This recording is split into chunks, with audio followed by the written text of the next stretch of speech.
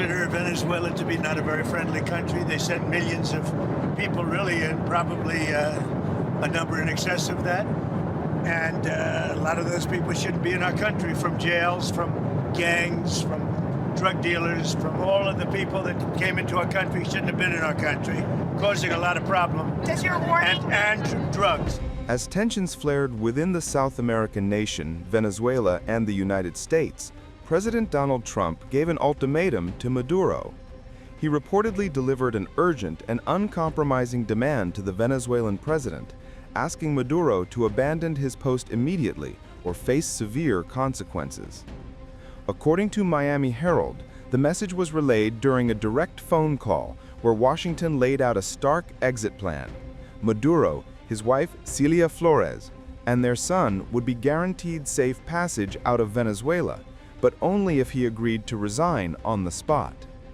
U.S. officials cited by the outlet said the conversation quickly stalled, triggering a sharp escalation from Washington within hours.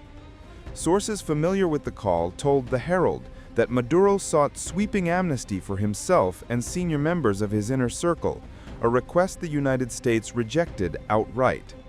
He also reportedly demanded continued authority over Venezuelan armed forces, invoking the 1991 transition model in Nicaragua under Violeta Chamorro. That condition was also dismissed by the U.S. and insisted that any deal required Maduro's immediate departure. Caracas refused, and the talks abruptly collapsed. Attempts by the Maduro government to schedule another discussion with the U.S. went unanswered, according to the Herald. Few days earlier, Trump declared on social media that Venezuelan airspace would be considered closed in its entirety, a move that fueled speculation about the imminent military action. Vanessa Newman, a former Venezuelan diplomat, told Fox News Digital that the closure of airspace should be interpreted as a precursor to potential military operations. She warned that U.S. intelligence agencies have spent years mapping command and control sites linked to Maduro's regime, and described the situation as a capture-or-kill scenario. Newman added that Venezuela's military, weakened by corruption, sanctions, and decades of neglect, lacks both modern equipment and foreign backing.